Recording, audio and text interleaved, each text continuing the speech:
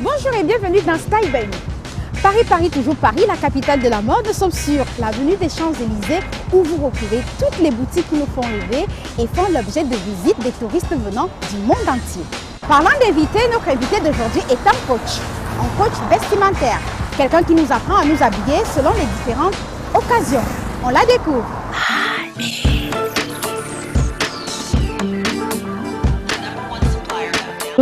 Bonjour Chana, merci d'avoir accepté notre invitation, de nous honorer. Comment vous allez? Très bien, merci. Alors, il y a un petit métissage, je pense bien, parce que vous devez venir au moins de 2 ou 3 pays. On va dire 2, maman est du Gabon et papa de France. Et vous êtes coach, un coach spécial. Coach en image, donc mon métier consiste en accompagner monsieur et madame tout le monde. D'accord. Et également des chefs d'entreprise, des porteurs de projets, des étudiants et même des personnalités politiques qui souhaitent soigner leur image pour atteindre plus facilement des objectifs soit personnels, soit professionnels. Donc j'ai des clients qui vont me dire écoute China, j'ai envie de séduire un tel, très bien, on va travailler l'image d'une femme séductrice. Et d'autres qui veulent peut-être obtenir une promotion, et dans ce cas on va travailler une image beaucoup plus sur les codes professionnels. Qu'est-ce que la mode représente pour vous? J'ai l'obligation. Suiveuse? Non, je ne suis pas suiveuse de tendance et je ne recommande pas à mes clients de suivre les tendances. Je leur recommande plutôt d'avoir des goûts très pointus. Mais ça demande du temps et ça demande aussi une parfaite connaissance de qui on est. Savoir quelles couleurs on aime, lesquelles on n'aime pas. Et en fait, il y a des couleurs aussi qui ne nous aiment pas. Parfois, on aime le vert, mais il ne va pas au teint. Voilà. Donc, ça demande de passer par une conseillère en image et faire un test de colorimétrie. Parce que certaines couleurs vont flatter notre teint tout naturellement. Et du coup, le matin, vous arrivez au bureau, vous dites « Oh là là, ma chérie, t'es amoureuse, qu'est-ce qui se passe ?» Et puis, une autre couleur va juste vous donner une mauvaise mine, faire sortir les cernes, les yeux rouges, etc. C'est la même chose pour le rouge à lèvres. Vous allez mettre un rouge à lèvres qui vous va bien, votre soeur va le mettre. J'espère que le mien me va là. Il me va très bien. Donc, la mode, c'est quand même ça, des choses qui vont et viennent, mais quand même dedans, il y a le style. Et le style est plus personnel. Et dans le style, on trouve des choses qui étaient à la mode il y a 5 ans, 10 ans, qui le sont aussi maintenant. Maintenant, pour moi, la mode, c'est surtout une industrie en milliards qui échappe encore à l'Afrique aujourd'hui. Et j'espère que le continent, les consommateurs, les créateurs, les artisans vont se saisir de cet énorme marché pour créer des emplois, pour permettre à des arts anciens de ne pas mourir, comme le tissage, la broderie, la vannerie, toutes ces choses. Et c'est une des raisons pour lesquelles je m'attelle à promouvoir le Made in Africa, les designers africains, sur mon blog, mais dans la vie de tous les jours. J'essaye toujours, et mon style c'est ça, c'est un mix entre quelque chose d'assez occidental avec toujours une touche ethnique. Et je veille, si c'est pas par ma coiffure quand je lâche mon afro, bijoux, voilà, un accessoire ou carrément les vêtements pour dire aux gens, oui, on peut porter africain et ne pas être dans la caricature, ne pas être dans le boubou, ne pas être dans le costume, ça se porte bien. Le Kabangondo, alors il y a 2 semaines, j'avais rendez-vous pour le travail. J'ai mis des Stan Smith, des châtelles violettes, mon Kabangondo, un perfecto dessus. Ah, les regards dans la rue. Mais j'ai assumé parfaitement, et un petit manteau beige d'ailleurs. J'ai assumé parce que c'est tout ce que je suis. Et le Kaba, je le connais comment? De par ma grand-mère. Voilà, moi je viens du nord du Gabon, à la frontière du Cameroun. les femmes? Chez les femmes, dans la ville de Bitam, et c'est plus facile pour nous d'aller faire nos courses de l'autre côté de la frontière, au marché mondial. Ça coûte 10 fois moins cher. Et il y a plein de tailleurs, donc c'était pratique pour ma mamie de l'autre côté, c'est au Cameroun? Oui, le côté du Cameroun, oui, le côté c'est le Gabon. C'est 30 minutes à peine, et elle revenait toujours avec des petits cabangondo pour moi. Donc c'est aussi mon lien avec mon histoire personnelle, et je ne peux pas être gênée de porter un cabas dans Paris. D'ailleurs, j'aurais dû en porter un aujourd'hui. Ah, mais c'est pas grave. Une autre fois. Une autre fois, on a déjà une belle touche là. Oui, c'est une créatrice africaine qui est installée à Londres, qui s'appelle Valérie Christina.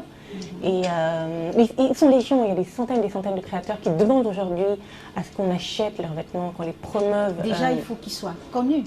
Mais il faut qu'on ait envie de les connaître. Quand on se met à manger japonais, alors que ça n'a rien à voir, parce que c'est un effet de mode, c'est très tendance en ce moment, le Made in Africa, mais plus que ça, il y a quand même la certitude que lorsque j'achète un collier comme ça, supposons il vient du Burkina Faso, il y a des femmes derrière en fait, qui peut-être y trouvent une sorte de revenu qui permet d'envoyer des enfants à l'école, de les soigner, les gens deviennent autonomes, il y a des arts, comme je disais, anciens qui ne meurent pas. Et là, je ne porte pas n'importe quel collier, je suis encore plus fière que si je portais un collier Vuitton, ou Dior, ou Swarovski, ou j'en sais rien, moi, ou Cartier, parce que je sais qu'il y a une dimension humaine derrière, et j'aide les gens de mon continent, enfin, l'autre, à s'en sortir. Quelle est votre principale clientèle et à quelle occasion fait-elle appel à vous? Ça dépend. Je vais peut-être la segmenter en 4 ou 5 petits groupes. Donc j'ai des porteurs de projets et des chefs d'entreprise qui démarrent. Très souvent ont besoin de conseils en communication pour leur marque, ou le produit ou le service qu'ils vont vendre. Et comme je suis assez bonne vendeuse, je leur glisse aussi une prestation personnelle. Parce qu'on ne peut pas vouloir aller à la banque, demander 1 million d'euros pour financer un projet et on ne ressemble pas à quelqu'un qui négocie 2 millions d'euros. Donc il vaut mieux quand même travailler son image, le discours et l'assurance. Quand on arrive, Il faut ressembler à ça. Il faut quand même dégager quelque chose qui rassure aussi le banquier. Mais il faut avoir un très bon business plan, c'est le plus important. Il faut que le projet soit vendeur, voilà, qui donne envie. Voilà, l'image compte beaucoup. Après, on peut être très très bien habillé aussi, costume, cravate, machin, mais le discours ne sort pas. Donc on travaille ça également, on pitch tout, comme voilà, le bon, le mauvais flic, des séances d'interrogation, enfin, comme un interrogatoire avec le client. On est vraiment dans un jeu de rôle où je vais jouer la banquière pas gentille, parfois la gentille, pour que la personne ne soit pas surprise le jour J. Donc ça, c'est ma clientèle professionnelle porteuse de projet. J'ai des cadres. Des personnes employées dans X, Y entreprises, mais qui souhaitent obtenir toujours très souvent une promotion. Et qui ne comprennent pas, ça fait 2 ans, 5 ans que je suis là, j'évolue pas. Mais peut-être parce que vous ne manifestez pas. 2, vous arrivez habillé toujours comme une stagiaire, parce que vous avez commencé en stage. 3, en réunion, vous prenez jamais la parole, vous ne levez pas la main, vous n'intervenez pas. Donc on va travailler ces aspects-là. Et 4, en fait, il faut s'habiller pour le poste auquel on aspire et pas celui qu'on a déjà. Donc vous voulez être manager, habillez-vous comme une manager, comportez-vous comme une manager, partez plus tard que tout le monde, arrivez plus tôt et ainsi de suite. J'ai des étudiants aussi à la recherche d'un stage. Alors là, c'est j'ai droit à tout, très souvent, et j'ai travaillé d'ailleurs pendant 3 années consécutives avec le salon Afrique Search ici à Paris, qui sert de plateforme entre des offres d'emploi disponibles en Afrique et des étudiants de la diaspora ici. Et on avait qui venaient rencontrer des entreprises, quand même, Bolloré, Nestlé, Total, avec des turbans, en t-shirt, jean, basket. À un moment, vous avez quand même un bac plus 5, vous avez un diplôme d'ingénieur, enfin, ressemblez à un ingénieur, le temps d'une heure, avec des CV froissés, des filles avec des décolletés, mais non, mais quel est le message que vous l'envoyez au recruteur? Si c'est un homme, il peut se dire, mais qu'est-ce qu'elle veut me vendre? Est-ce que c'est un décolleté ou des compétences? Et si c'est une femme, probabilité qu'elle apprécie 0. Donc là, pareil, on les aide à ressembler non plus à des étudiants, mais à des jeunes cadres prêts à entrer dans le monde du travail. Et puis on a des gens qui viennent pour des raisons personnelles. Oh là là, j'aime plus mon style, je vais avoir 40 ans, je vais avoir l'air plus jeune. Très bien, on va travailler ça. Mais le client est roi, hein. Il nous dit je vais être rock'n'roll, on va travailler rock'n'roll. Il n'y a aucun souci. Bon, s'il y a des excès un peu too much, je vais peut-être freiner. Et puis en dernier ressort, j'ai des clients du milieu politique, essentiellement au Gabon. Je travaille aussi avec des personnalités politiques d'origine africaine, mais ici en France. Et là, pareil, on travaille tout, le discours, on travaille vraiment tout le branding, la prise de parole en public dans les médias, on les prépare à des interviews, ce genre de petites choses. Et bien toujours choisir ses vêtements, la couleur de la cravate, du costume, toutes ces petites manières. Beaucoup d'hommes ne savent pas quand ils sont assis, est-ce que le bouton de la veste est ouvert ou fermé. C'est toute une histoire. C'est toute une histoire, mais il suffit de googler aussi parfois. Où est-ce que ma cravate doit s'arrêter? Comment je dois harmoniser mon pantalon avec mes chaussettes et mes chaussures? C'est très important. Ça l'est, parce que le port du costume est quand même assujetti à des règles très strictes dans certains domaines.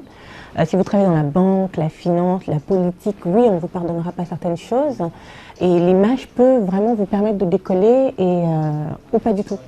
Ça peut être une balle aussi que vous tirez dans le pied, de ne pas respecter certains codes. Et je sais qu'il m'est arrivé d'allumer très souvent nos chaînes africaines, de regarder, pays par pays, hein, de regarder le journal télévisé et me dire quelle catastrophe. Vous avez des chefs d'État, très souvent assis, les jambes écartées, enfin, il y a de tout. Ne dites pas lequel, hein. Non, je ne vais pas dire lequel, mais il y en a un qui est très connu pour avoir, pendant une cérémonie d'investiture, voilà, fait ses petits soins de beauté, la crème, le visage, les mains. C'était lequel? Ah, j'oserais pas. Je crois que c'était le Bénin. Et il y avait le président sénégalais à côté qui n'osait pas lui dire non, il y a des caméras, il y a des caméras. Mais c'est des petits détails comme ça. Et il a été pendant un moment la risée de tellement de personnes. Je crois que c'était Yaya Boni. C'est dommage, hein. C'est dommage, mais bon, c'était un bon président aussi. Mais c'est des petites choses. Et si vous regardez, par exemple, le président Talon, qui a une équipe incroyable. Ah bah attendez, il y a une équipe derrière. Il y a une équipe, le pantalon, tout est choisi au centimètre près. Pour porter des... Mais regardez, même une petite vidéo qui va passer sur Facebook, il va choisir de tomber la veste, tous les détails sont millimétrés. Et c'est parce qu'il y a des gens comme ça qui ont compris aussi que l'image est un vrai métier. C'est pas une fantaisie, c'est pas la 5e roue du carrosse, c'est très très important la com personnelle. Ça aide parfois à avancer beaucoup plus vite que d'autres. Et puis sous d'autres cieux, ça ne sert à rien. Enfin, quand on est bien assis, ici vous appelez Zuckerberg, écoutez, il n'a pas besoin d'un costume, hein. Le talon suffit, il a déjà fait ses preuves. Il peut s'habiller en sari indien, il peut porter un kilt écossais, ça ne nous empêchera pas d'aller sur Facebook. Qu'est-ce que vous pourriez dire aux jeunes qui vous regardent? Parlez aux jeunes. Alors, je ne vous conseillerais jamais de vouloir être comme moi ou de faire comme moi. Simplement parce que Parlant comme je du l'ai dit- métier, hein. Oui, mais parce que on a tous vocation à vivre notre vie et à être nous, la meilleure version de nous. Donc, le premier conseil que je peux vous donner, c'est de vous poser et de vous dire qui je suis vraiment. Qu'est-ce que j'aime pas. Quels sont les endroits où j'aime aller? Quel est le métier que j'aurais toujours voulu faire depuis que je suis petit? Est-ce que c'est trop tard? Est-ce que je peux suivre une formation à nouveau? Est-ce que je veux faire une reconversion professionnelle? Est-ce que je peux ouvrir un business en plus de ce que je fais déjà? Voyagez, ouvrez-vous au monde, cherchez-vous un mentor professionnel, qu'on soit salarié ou porteur de projet ou chef d'entreprise. Les mentors sont de très très bons modèles. Mais pas pour devenir eux. J'ai horreur des gens qui disent je vais être la prochaine Oprah. Non, il faut être la prochaine soi-même. Je ne voudrais jamais être personne d'autre que moi. C'est ce que j'incite mes enfants aussi à croire. Il n'y aura pas d'autre Jésus que Jésus, il n'y aura pas d'autre Ronaldo que Ronaldo, il n'y aura pas d'autre Messi que Messi, il n'y aura pas d'autre Aubameyang qu'Aubameyang. Mais vraiment aller puiser au fond de vous et en dernier ressort aller chercher un coach. Je suis sur Internet. Pour la mode. Quels seraient vos plus grands objectifs à atteindre dans le monde de la mode? Alors, le jour où le monde va porter du Made in Africa, ma croisade s'arrêtera. C'est quand même mon grand projet, c'est ce qui me tient le plus à cœur, de promouvoir la mode qui vient du continent, les arts. Voilà, sans complexe. Mais je peux quand même dire que là, pour l'année 2018, je travaille sur un projet plus personnel. Sur une collection capsule de vêtements, très ponctuelle. Une collection mixte, justement, qui a été imaginée par moi et un papa. Vous êtes créatrice. Non, j'aime le vêtement et je connais le vêtement. Je connais les styles, je connais les coupes, je connais les univers, je connais les textiles, etc.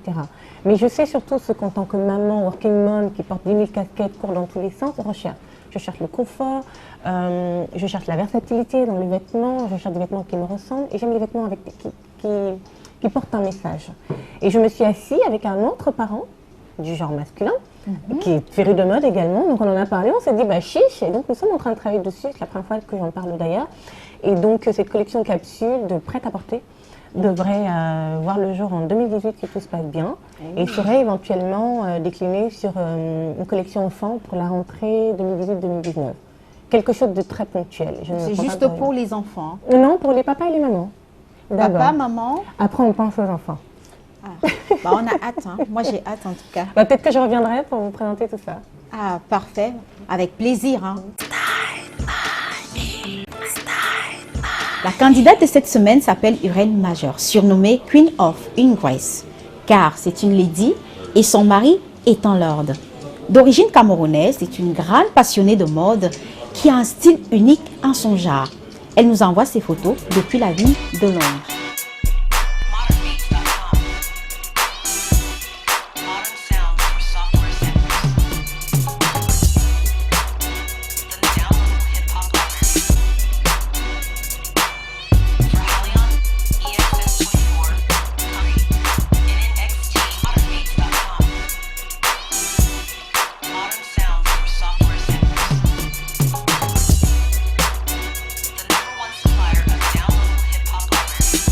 China, alors comment trouvez-vous le style de Irène Major? Irène, si vous me regardez, j'adore. J'adore parce que c'est décadent, c'est un très très beau mélange d'univers. Il y a des touches classiques, il y a de l'extravagance derrière, il y a beaucoup d'assurance, il y a des petites références à l'univers rock. J'aime beaucoup, on sent qu'elle a des goûts très affirmés, on trouve sa personnalité, on sent que c'est une femme forte et qui sait ce qu'elle veut et surtout qui est très très à l'aise dans sa peau et dans ses vêtements. Et quand on a les moyens, que je suppose qu'on a, on se fait plaisir, on se fait franchement plaisir. J'aime beaucoup son style. C'est très personnel et c'est ce que j'aime voir chez les gens, une manière de s'habiller qui n'est pas comme celle de tout le monde et ça se sent. Et en tant que coach en image, vous auriez un petit conseil? Son style est parfait? Le style doit être personnel, rien n'est parfait. S'il fallait changer des choses, pas nécessairement améliorer, il faudrait que je sache en fait ce qu'elle a envie de changer. Donc tant que je n'ai pas discuté avec Irène, je n'ai rien à dire. 20 sur 20. Dernière chance de la semaine pour gagner de nombreux lots Style by Me. Des tasses magiques, des t-shirts et plein d'autres surprises. Dépêchez-vous, il n'y aura qu'un seul gagnant. Pour participer au tirage au sort, répondez correctement à cette question en inscrivant en commentaire le 1 ou le 2 sur nos pages Facebook et Instagram. Attention, vous avez une semaine pour jouer. Style by Me. Bienvenue dans l'univers des femmes belles, rondes et sans complexe. La beauté est un état d'esprit qui ne se définit ni par la taille ni par le nombre de kilos. Cette semaine, nous allons parler des femmes rondes en maillot de bain. Pour être canon, il est important d'apprendre à aimer son corps, ses rondeurs et savoir en tirer profit quand on s'habille. À la plage, au spa ou à la piscine, mesdames, c'est le moment d'enfiler votre joli maillot de bain. Pour vous aider à choisir votre maillot, entre les deux chouchous du moment, nous allons faire une battle entre le tankini et le fatkini. Premièrement, le tankini grande taille. Depuis quelques années, il est devenu à la mode. Il a été validé par toutes les femmes rondes et celles qui sont complexées par leur ventre et leurs hanches. Il s'agit du maillot de bain 2 pièces rêvé des plus rondes. C'est le compromis idéal pour être tendance féminine et à l'aise à la fois. On adore le tankini car il correspond absolument à toutes les morphologies. Deuxièmement, le fatkini. Les fatkini cartonnent eux aussi.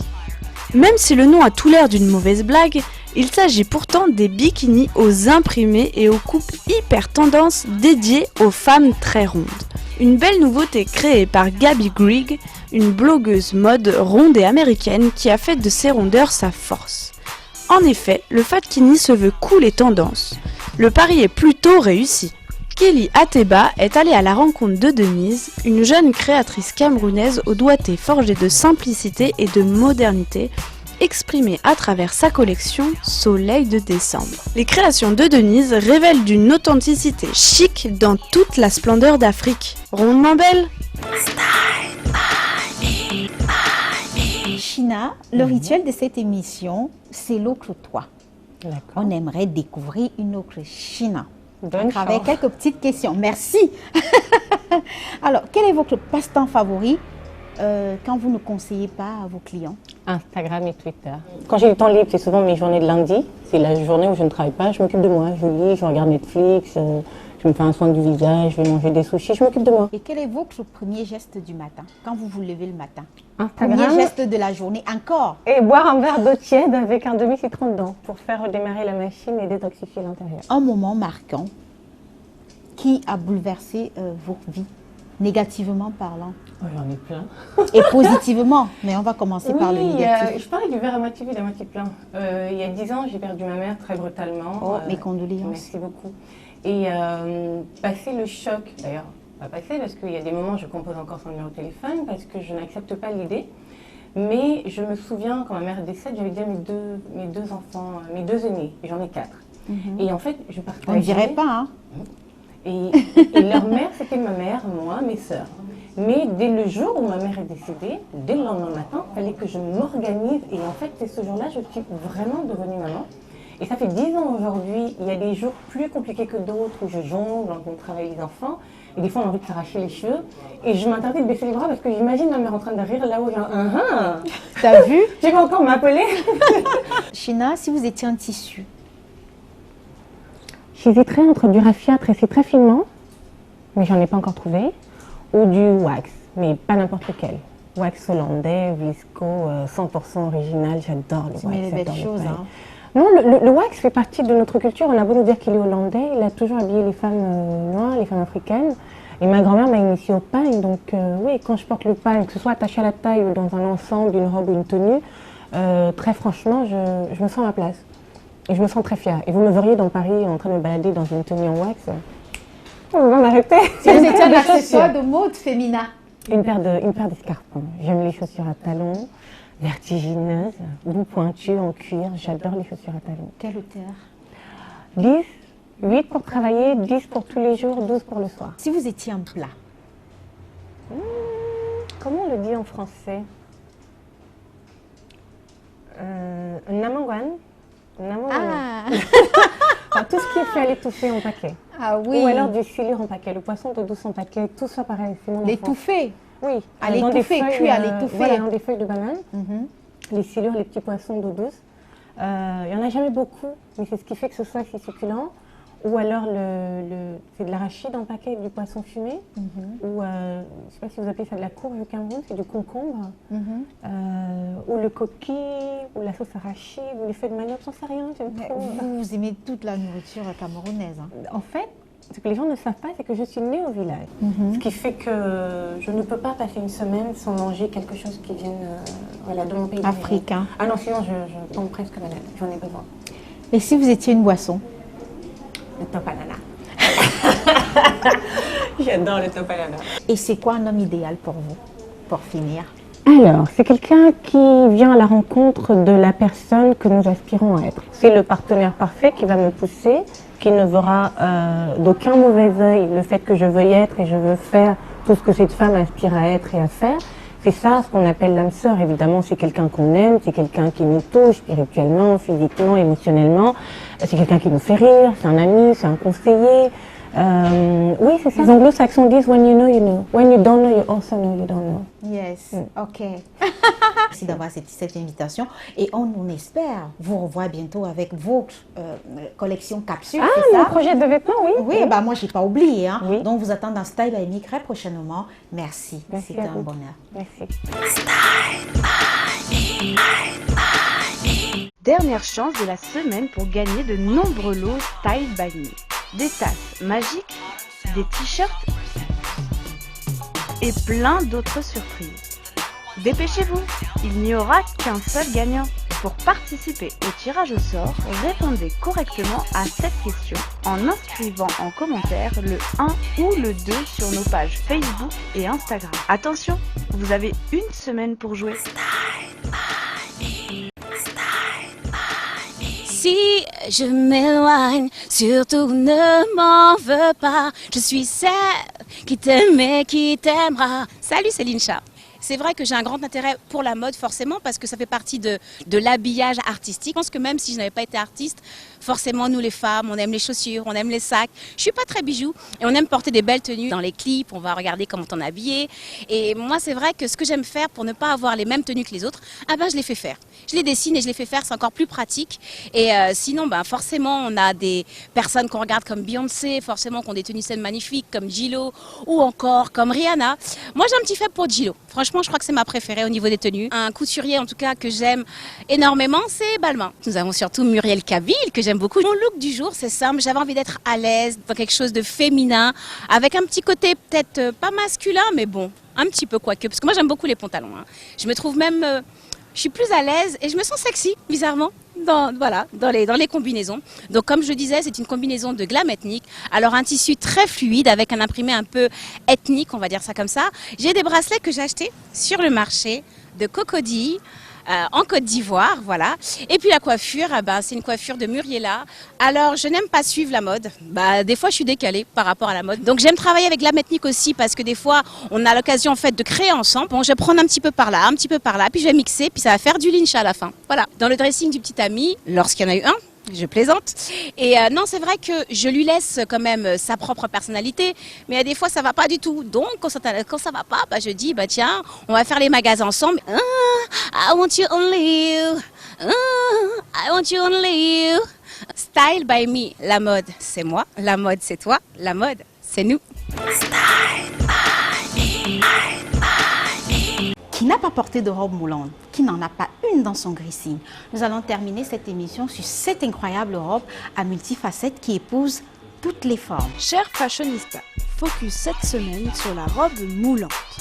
Indémodable, intemporelle, standard, c'est un essentiel pour toutes les femmes. C'est une robe sexy par excellence, elle peut se porter à toutes les occasions selon la ligne corporelle.